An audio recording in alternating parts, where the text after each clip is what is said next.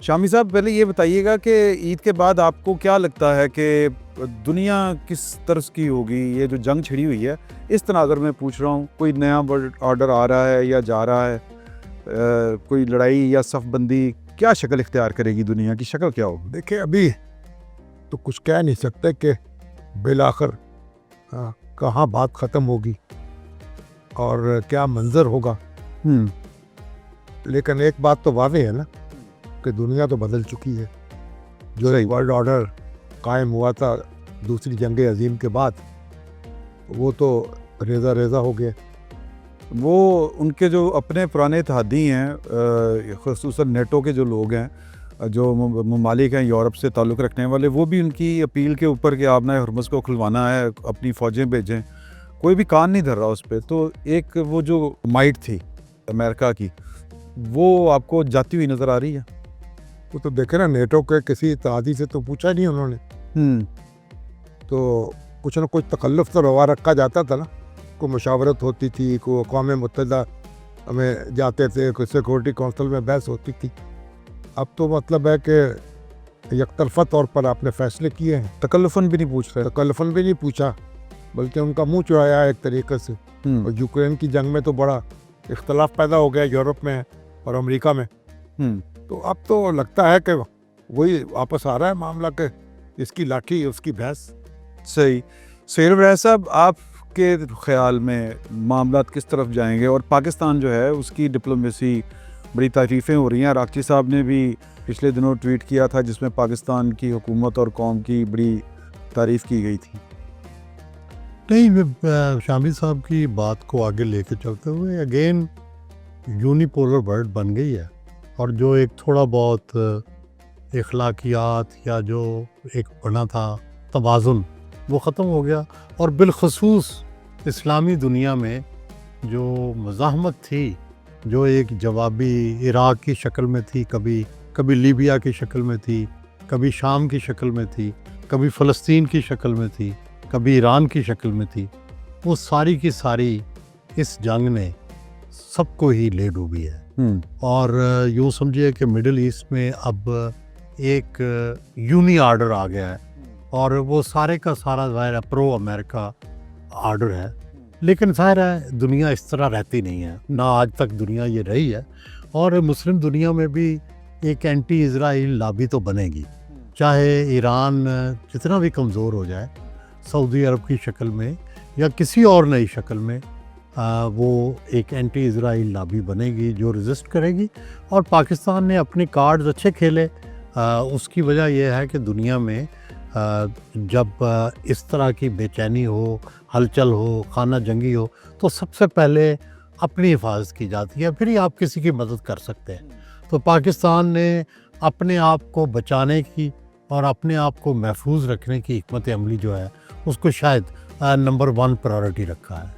बाकी हम महफूज रहेंगे तो किसी की मदद करेंगे। सही। और उसमें काफ़ी हद तक कामयाबी मिली है कि ईरान ने भी पाकिस्तान वाहिद इस्लामी मुल्कों में से है जिस पे ना उंगली उठाई है और ना कोई उनका मिज़ाइल या रॉकेट हमारी तरफ आया है। और हमारी बात भी सुनी जाती है, अब भी टेलीफोन उनसे हो रहे हैं, बातचीत हो रही है। सऊदी अरब में भी हमारी बातचीत है और अमेरिका भी जो है वहाँ पे बातचीत हमारी है। एक हमारी इजराइल से ही लड़ाई है, बाकी तो सारी दुनिया में किसी से लड़ाई नहीं है। ठीक है, तो ये एक अच्छी स्ट्रेटजी है और तो को यही करनी चाहिए कि हम अपनी इसी स्ट्रेटजी से अपनी कोई मईशत को भी संभाला दें। सिर्फ जो है दिफा से गुजारा नहीं होता, उसके लिए ये मईशत ज़रूरी हो। इकानमी की बात के ऊपर मुझे आपके काफ़ी सारे कॉलम जो हैं वो मेरे जहन में आ रहे हैं, उस पर भी बात करेंगे। मंसूर साहब, आपने इस पर अपने व्लॉग में भी बड़ा जिक्र किया है और जो सहाफ़ी हैं अमेरिका में और ईरान में, उनसे भी बातचीत की है। आपको लगता है कि ईरान किसी सुपर पावर के ज़वाल की वजह बन सकता है या फिर ये जज्बातियत है, लोग जो हैं ज़्यादा किसी खुशफहमी का शिकार हैं?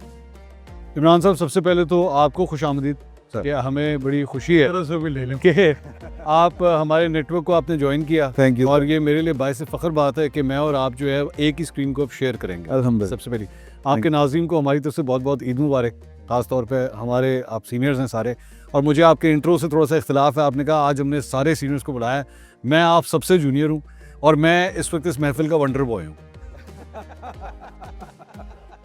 हाँ नहीं, वो तो मैंने वो तो आप हैं वंडर बॉय। मैं कहा बॉय तो लग जाए ना किसी तरह। लेकिन सुहेल बड़ा साहब को जिस वंडर बॉय की तलाश है, पता नहीं वो आप बनते। नहीं, मैंने हो सकता है अपना CV दे दिया।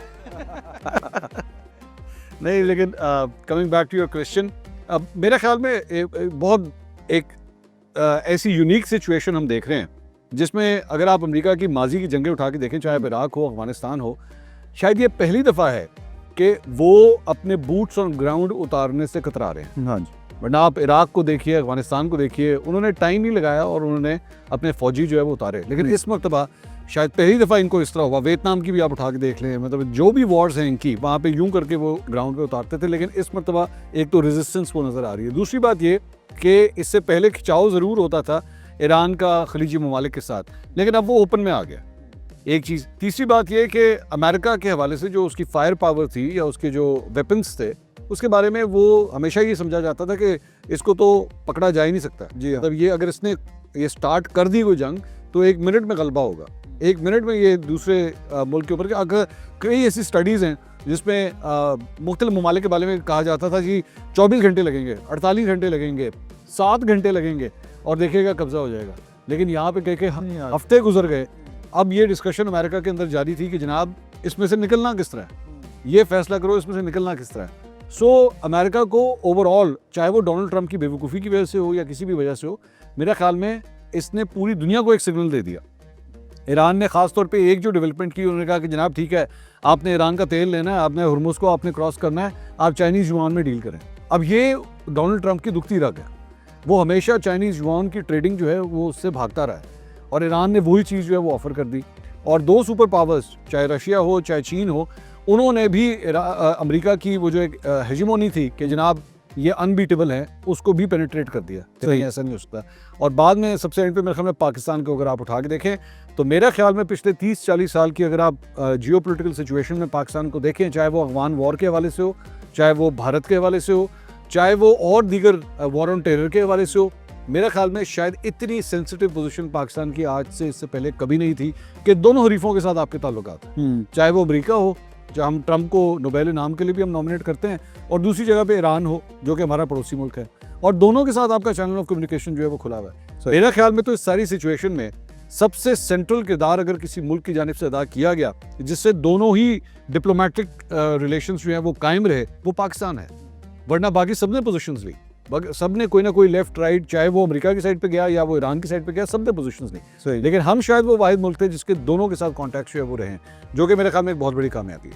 बड़ा वाइजली चल रहा है पाकिस्तान माशाल्लाह।